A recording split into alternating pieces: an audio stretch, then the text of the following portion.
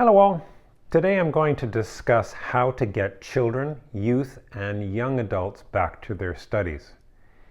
If you've been watching other videos in this series, you'll know that I'm a big believer in do-it-yourself approach.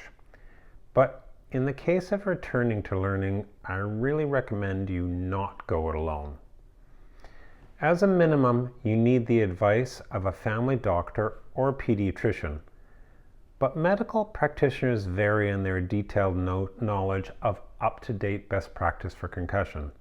So it's often better to consult a sports MD, PT, or OT. Those who are knowledgeable about the evidence-based concussion management.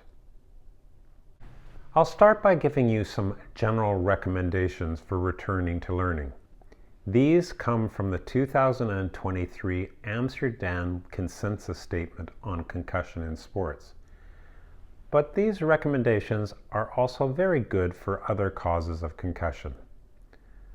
For return to learning to be successful, all those involved with the student's education need to work together. This includes parents, teachers, and administrators. It's important to understand that not all students will need a formal return to learning plan. If the return to learning is more prolonged than expected, then academic supports need to be put in place. A formal return to learn plan should be considered if the student's symptoms continue to be worsened by cognitive activity, screen time, and or the student has difficulty with reading, concentration, memory, and other aspects of learning. The statement recommends the following 5-step process. Step 1.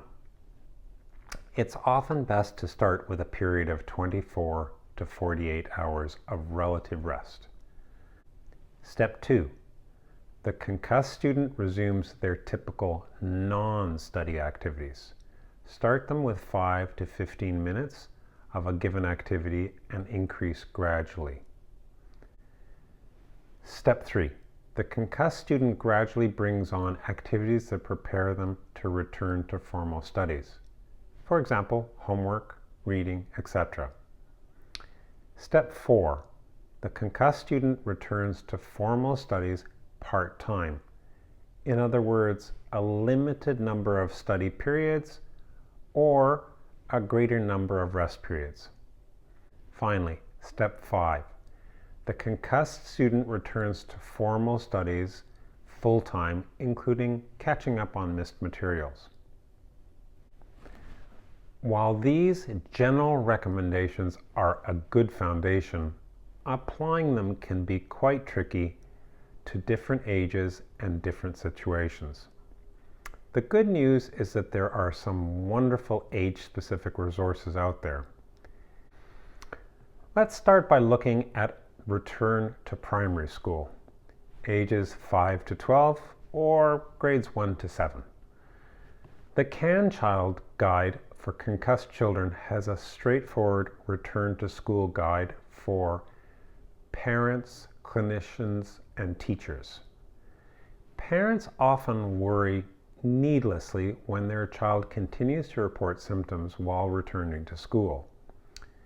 Children do not need to be symptom-free to begin the return to school process. Everyone, especially the child, needs to know that ignoring symptoms, in other words, the suck it up approach, is not a good idea. It can lead to prolonged issues and in some cases complete stalled recovery. On to a return to secondary school, ages 13 to 17 or grades 8 to 12. The Living Guideline for Pediatric Concussion Care also has a series of guides for children and teens returning to school. There's an overlap with the CAN Child Guide for the lower ages, but for the lower ages I prefer the CAN Child Guide as parents and children of my practice have found it easier to use. Finally, secondary education, ages 18 and up, college or university. Older students need a different approach to returning to studies after concussion. This is not only because they have a greater agency of an adult, they also because their brains are different from those of a child or a younger teen. To aid the return to college or university, the student or caregiver must notify their school registrar as soon as possible. Thereafter, they need to work closely with all their instructors. If the student with concussion is more prolonged and severe in its symptoms, the institution's disability and healthcare services needs to be engaged. In the next PT tip in this series, I will look at the return to work process. Keep on healing, October 2nd, 2025.